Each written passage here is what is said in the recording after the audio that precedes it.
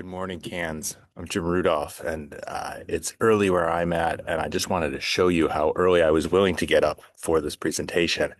I couldn't get up at the actual time of the presentation, so I'm coming to you just outside of Boston, and the time difference was too great for me to make. Um, uh, so wanted to tell you all how sorry I am that I can't be in Cairns with you. Again, one of my favorite places on earth, and no place that I would really rather be, and it's really sad that I couldn't be there. Uh, we've been through the title slide. I'm really appreciative of Petal Abdul's work here, and she is really the star of this show. I wanted to give you some history and highlights of my work. So sort of an agenda here. Um, I'm going to talk about what doesn't work in education, and my hope is that you'll learn from some of my lessons, and then take some of the information that I'm presenting to you, and use it as you go forward. For those of you who don't know, I'm a world record holder, and my world record is in the most delirium lectures without clinical impact. So I have found myself as a decent lecturer who continues to try new things to get through on the messaging around delirium. And I'll tell you, I've talked about delirium fast. I've talked about delirium slow. I've talked about delirium as a physician. I've talked about delirium as an overall clinician. I've been funny. I've been serious. I've presented data. I've tried to make humorous marks along the way. Even once I was a game show host for delirium. I've done a lot of role play, and nothing really seems to move delirium, or at least the clinical impact of delirium. Maybe I change knowledge a little bit sometimes, but overall, moving that knowledge into clinical impact has been a struggle. Um, I've learned some things that don't work. Coming at you as a world expert really doesn't work.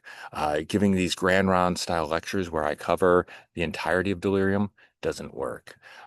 We've done debates on theory as to who gets delirium and why, and those don't work. You've all heard the statistics by now. Those don't work to change clinical impact. We've had analyses of the various delirium instruments. That doesn't necessarily work. We've talked about performance and trying to motivate people to improve their performance, and that doesn't work. I know there's a specialty bias. So me coming at delirium as a physician, trying to tell nurses about delirium really comes with a defensiveness that is often insurmountable in delirium. And so nurses teaching nurses is actually a very good idea. I love the reviews of psychoactive medications because we have more systematic reviews of psychoactive medications for delirium than there are primary articles of psychoactive medications for delirium. And so there's a lot of things that have not worked from a teaching standpoint. Uh, this is really the basis of my ideas, and that is that I'm here today, and I'm going to give you some knowledge. I'm giving you knowledge on what doesn't work in delirium education, and that knowledge to action step is really, really large, and it's hard to take what you learn in a classroom or a theater setting like this and bring it to the bedside. That's the beauty of simulation, by the way, is that you can really begin to practice that knowledge and begin to understand action. I do also want to add in that process change is really, really critical here as well. So I'm a big fan of Stephen Covey. And Stephen Covey wrote this book on the 7 habits of highly effective people. It's kind of funny that I'm the world record holder for the most delirium lectures without clinical impact, and yet I'm here talking about highly effective people, right? So there's an irony there. I do want to highlight step two in the 7 habits, which is begin with the end in mind. Uh, in all honesty, you have people's attention for a short snippet of time. Even in an hour-long lecture, people are going to take three clinical points away from that hour-long lecture. And you have to decide what you want to do. Are you talking about diagnosis of delirium? Are you talking about the background of delirium? Are you talking about monitoring the patients longitudinally as they go through delirium, or we try and recover them from delirium? Um, are we trying to prevent delirium? All of those are entirely valid reasons to do education, but they can't all be done at once. And so you really have to focus that delirium piece. Now, I know the Commission on Safety and Quality in Healthcare in Australia has produced a delirium clinical standard, and I've read through it. It is a beautiful, beautiful document. Many of you dread it, I'm sure. And I've had similar standards put on us, and I know sort of what I would think it would be the plan in my institution. And the plan is don't be on the radar. You don't want to be such a high performer that you're going to get highlighted and spotlighted as to best practices. And you don't want to be such a low performer that they're coming and monitoring everything you do. You want to be just on that in the middle on that radar. Now, this has eight really important standards with it, each of which are one of those big areas that I was just talking about. And so we really need to think about the education that's going to accompany this clinical standard, or you need to think about it, the education that's going to accompany this clinical standard. Um, I think there's going to be pressure to perform. And that is not only are they going to be doing the monitoring, they're going to be tell you how you're doing periodically so that you can move your performance so that you're not above the radar and you're not all the way on the floor. Um, the standard is very broad, and from an educational standpoint, the entirety of delirium is just too broad to do it in one swat. You can't bring everyone together for an hour-long lecture and expect anything to change on the clinical standard just because you had a lecture. Maybe you're a better lecturer than I, but uh, I wouldn't do that. Um, you have to change people's comfort level with delirium.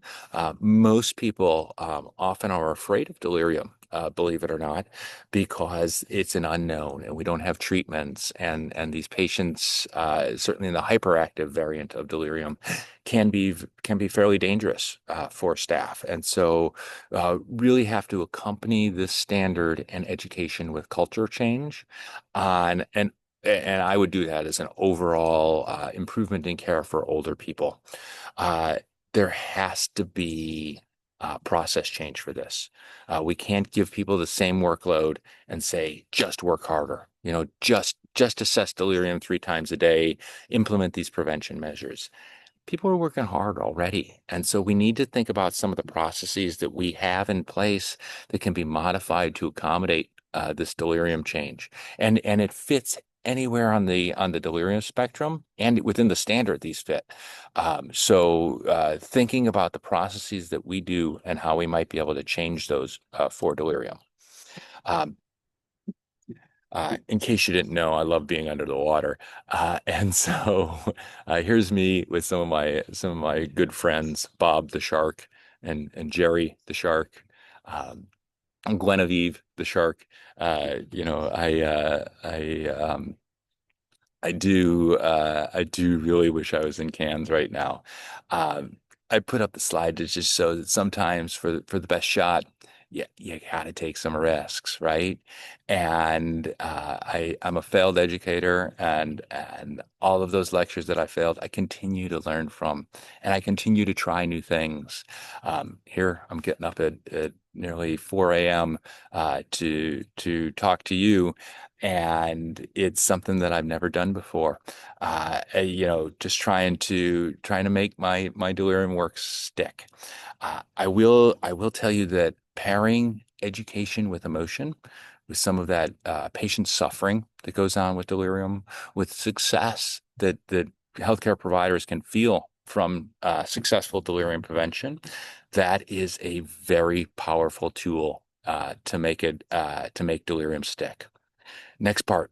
like Pedal's going to talk with you, and like you're going to do this afternoon, simulations are a wonderful tool where you get to practice your delirium skills, and it's a safe environment to learn. You're not going to hurt anyone. You're gonna be able to build a rapport from your colleagues. You're going to be able to learn from your colleagues. You're going to be able to learn from the simulation actors and actresses this afternoon. Something that's evolving is micro learning. And micro learning is really cool. These are small snippets. We have an example for you at the end of my talk. In delirium, inattention is the core cognitive deficit, and so we understand what short attention span is. Those of us who work in delirium, we also know that the social media world has really reduced people's attention span to small snippets. Micro learning is a way to get through to people in a very short period of time. And the challenge with microlearning is the entirety of delirium education.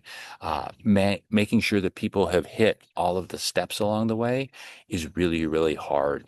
And so the completeness of the message is hard with microlearning. I'm a big fan of the ability to deliver short, targeted messages quickly through the microlearning. And that's it. So go forth and enjoy Cairns. Really wish I was there with you, and I hope we can meet up again in Melbourne in a couple of years. Thank you all.